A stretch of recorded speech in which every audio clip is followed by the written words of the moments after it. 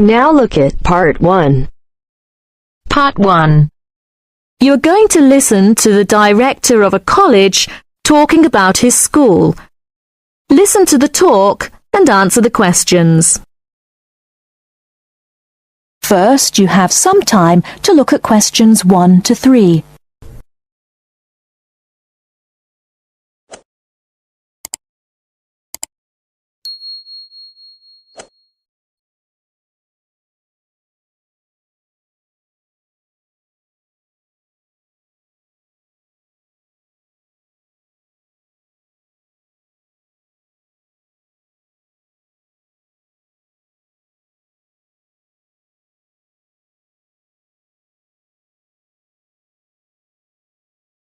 Now we shall begin.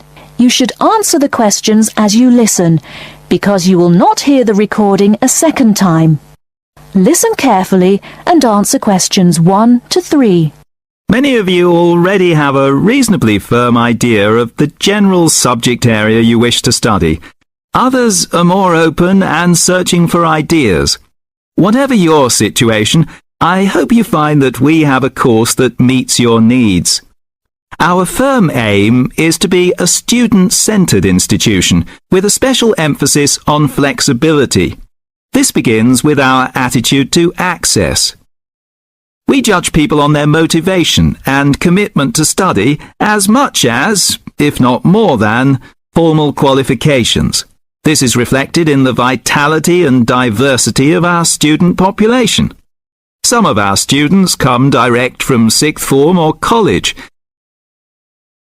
Before you hear the rest of the conversation, you have some time to look at questions 4 to 10.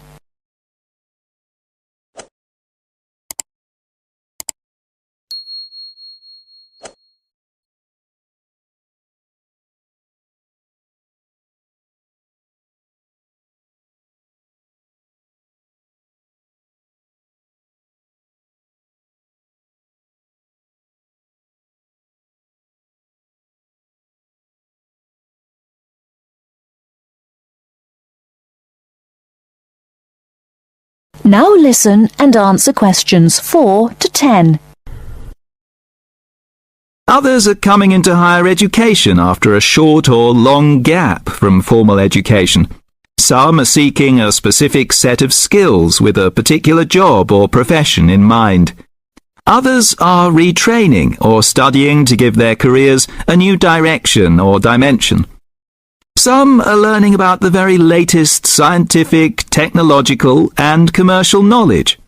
Others are stretching their minds on sensitive environmental, social and cultural issues.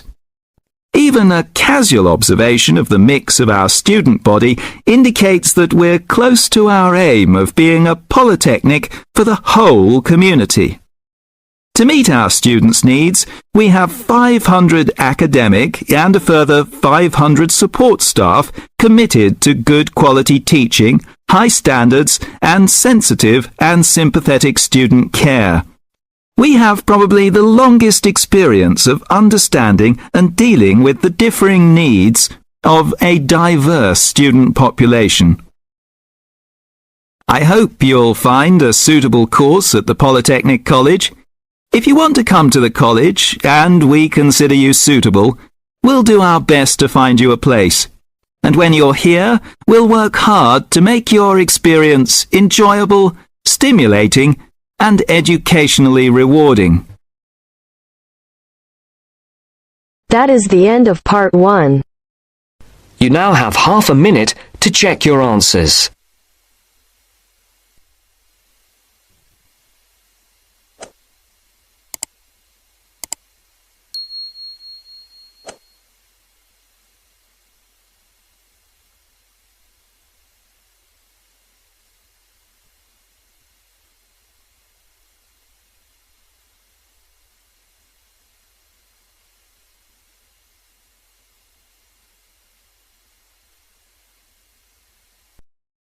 Now turns to Part 2. Part 2. You will hear a tour guide giving information about a shopping district. First, you have some time to look at questions 11 to 15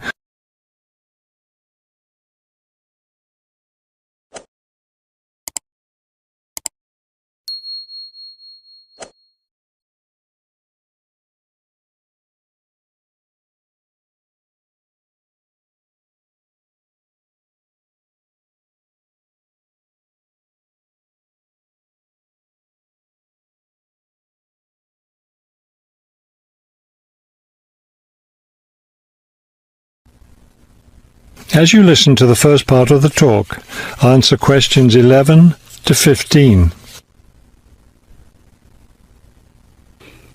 This afternoon, we'll visit the city's shopping district. Several blocks in the area are closed to car traffic, and I know you'll enjoy walking around there. I'd like to give you an overview of the district now, since you'll be on your own once we get there.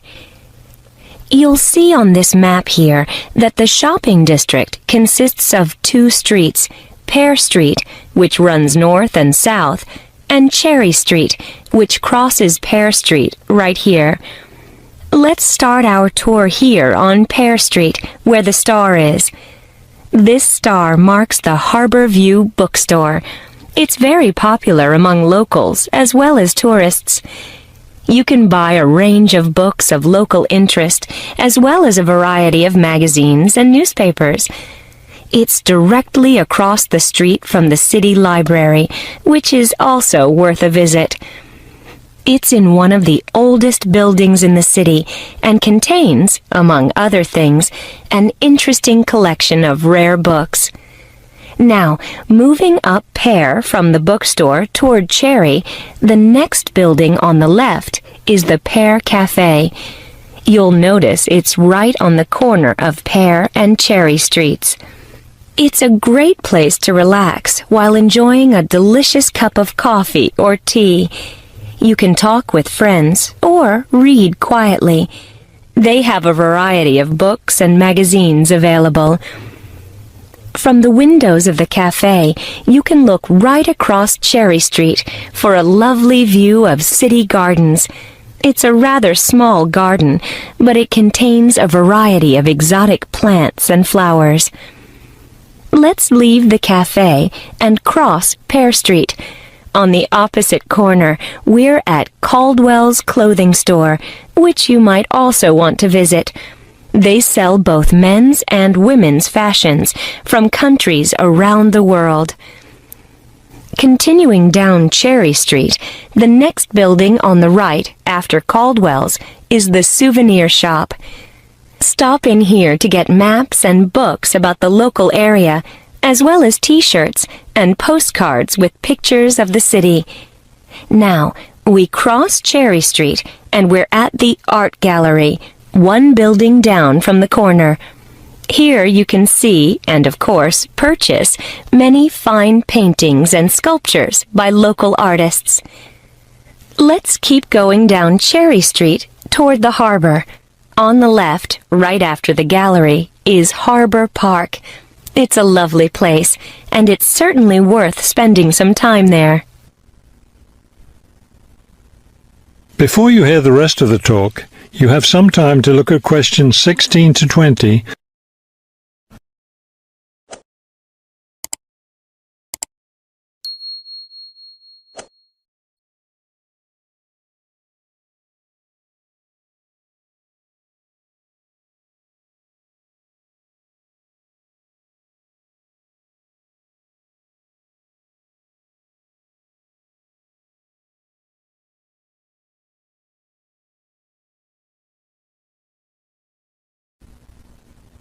Now listen and answer questions 16 to 20. Harbor Park was built on land donated to the city by Captain Jones, a lifelong resident of this city. Captain Jones designed the park himself, and it was built in 1876. Exactly in the center of the park, a statue of Captain Jones was erected, and it's still standing there today. It shows Captain Jones on the bow of his ship. After viewing the statue, you can follow the path that goes through the woods just behind. It will lead you to a lovely garden, in the middle of which is a fountain. This is a nice place to enjoy a few quiet moments. If you still feel like walking, continue on to the far end of the garden. There, you'll find a wooden staircase, which will take you down to the harbor. You might enjoy the view of the boats from there. There's also a walking path along the water, which will eventually bring you back up to Cherry Street. You can see that there's plenty to do in this part of the city. The bus leaves at 1:30. That is the end of part 2. You now have half a minute to check your answers.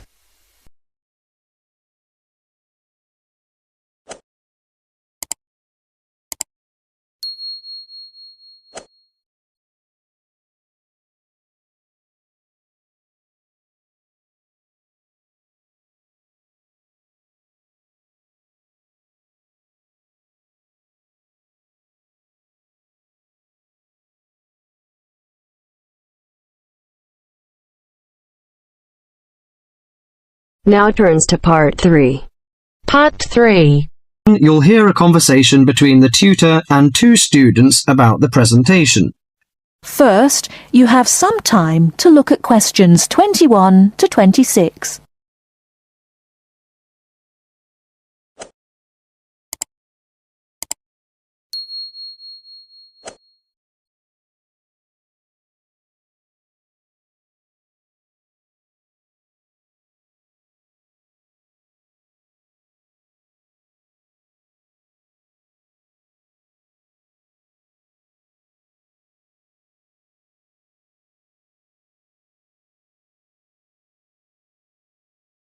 Now listen carefully and answer questions 21 to 26. Good morning, everyone. Well, I think we can start straight away by getting Rose and Mike to do their presentation. Would you like to start, Rose?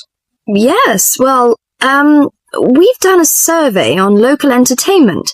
Basically, we try to find out how students feel about the entertainment in the town and how much they use it.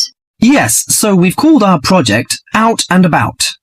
Yes, that's a good title, Out and About. We wanted to find out how well students use the entertainment facilities in town, whether they go to see the latest plays, films, that kind of thing. Now we have our own facilities on campus, of course. Yes, we deliberately omitted those as we really wanted to examine outside entertainment in the town. Actually, there were a lot of areas to choose from, but in the end we limited ourselves to looking at 3 general categories: cinema, theatre, and music. Right. Okay, well, first of all, cinema. In the town there are 3 main places where you can see films. There's the new multi-screen complex cinema, the old park cinema, and the late-night Odeon. So if you look at this chart, in terms of audience size, the multi-screen complex accounts for 75% of all cinema seats. The park cinema accounts for 20% of seats, and the late-night Odeon has just 5% of seats. As you probably know, the complex and the park show all the latest films, while the late-night Odeon cinema tends to show cult films. So when we interviewed the students, we thought the complex would be the most popular choice, but surprisingly it was the late-night Odeon. Yeah, and most students said that if they wanted to see a new film, they waited for it to show at the old park, because the complex is more expensive and further out of town, so you have to pay more to get there as well. Yes, and that adds to the cost, of course, and detracts the popularity, evidently. Well, next we looked at theatres. The results here were interesting because, as you know, there's a theatre on campus which is popular, but there's also the Stage Theatre in town, which is very old and architecturally beautiful, and there's the large modern theatre, the Ashtop, has recently been built. So you just looked at the 2 theatres in town? Yes. What was interesting is that there are periods during the year when students seem to go to the theatre and periods when they go to the cinema, and we really think that's to do with budget. If you look at this graph, you can see that there's a peak around November and December when they go to the theatre more, and then a period in April and May when neither is particularly popular, and the theatre viewing seems to fall off virtually, while the cinema becomes quite popular in June and July. I think you're probably right about your conclusion. Before you hear the rest of the talk, you have some time to look at questions 27 to 30.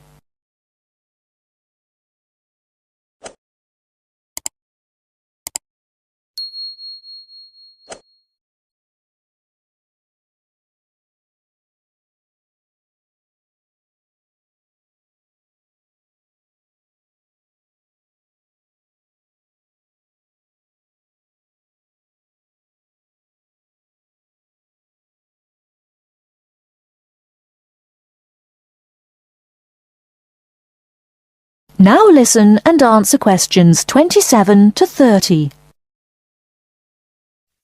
Well, lastly we looked at music, and this time we were really investigating the sort of small music clubs that offer things like folk or specialise in local bands. So not musicals as such. That's right. We looked at 3 small music venues and we examined the quality of the entertainment and venue and gave a ranking for these. A cross, meaning that the quality was poor, a tick, meaning it was okay, and 2 ticks for excellent. First of all, the Blues Club, which obviously specialises in blues music. This was a pretty small place and the seating was minimal, so we didn't give that a very good rating. No, we don't recommend that one really. Then the Sunrise, which plays a lot of South American music, was a big place, very lively, good performers, so 2 ticks for that one. The Pier Hotel is a folk venue, a good place for local and up-and-coming folk artists to play. Not the best of venues, as it's in a basement and a bit dark, but the quality of the entertainment was reasonable, and the lighting was very warm, so we felt it deserved an average rating.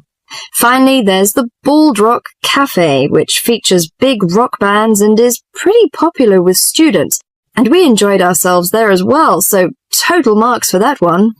And then did you get any information from the students as to which of the clubs they preferred?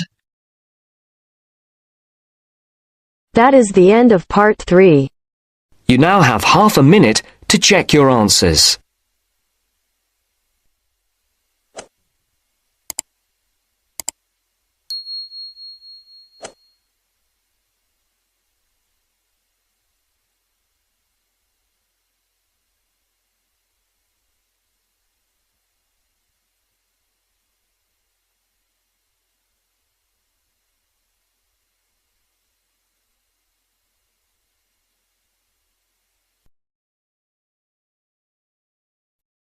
Now turns to part 4. Part 4. You will hear a local radio program giving information about jobs that are available in the area. First, you have some time to look at questions 31 to 40.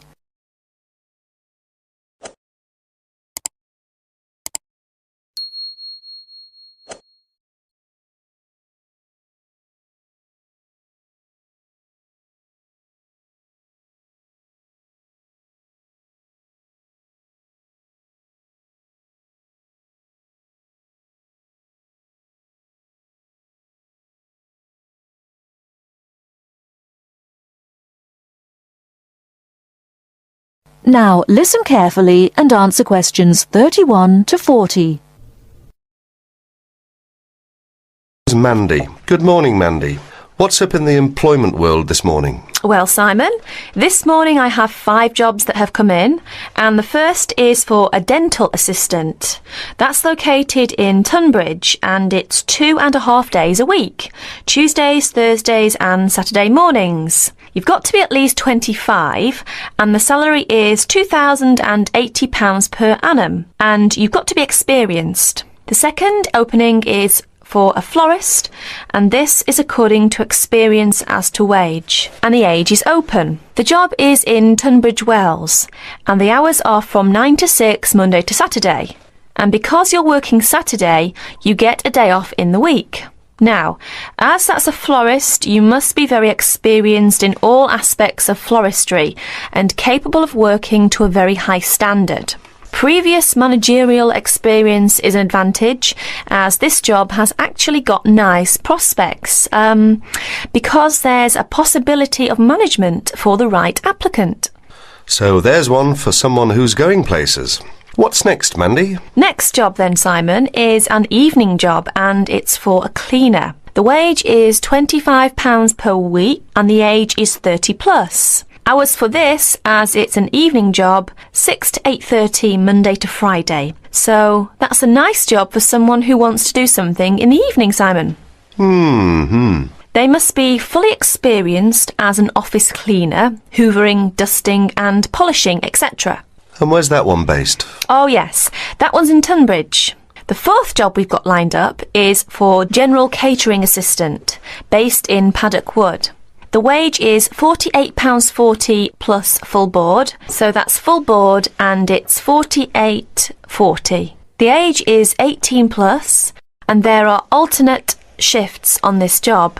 It's 7 a.m. to 3 p.m. and 11:30 to 7:30 p.m. and the job consists of cleaning, washing up the kitchen, as well as serving in the dining room and all sorts of domestic duties. Experience is not necessary. So, for someone who's 18 plus, that's a nice little job there. And here's the punchline: 10 weeks holiday per annum. Oh ho, I might put in for that myself. I can just see you up to your elbows in the washing up, Simon. Last vacancy is for an office job. That's secretary and personal assistant based in Tunbridge. The wage is £4,298 per annum. Now, there's a little bit of detail I must give here. It's part-time to start with, 3 days a week for 3 months. So for the part-time, it's 3/5 of £4,298. And then after 3 months, it goes to a full-time job, 9 to 5. That's for someone 21 plus. And the job consists of work as a secretary cum personal assistant to social workers. You need fairly good shorthand and good typing speeds required. And it's also related to clerical work, answering the phone and reception, etc. And because it's working for social workers, you need a responsible attitude and common sense. So, if you're interested in any of these jobs, get in touch with Tunbridge Job Centre on Tunbridge 55499 and ask for extension 30. And that's it, Simon. Thank you very much indeed, Mandy. By the way, that's your day's work done. You can just sit back now and do absolutely nothing. Wouldn't that be nice, Simon? Haha, if only I... That is the end of part 4. You now have half a minute to check your answers.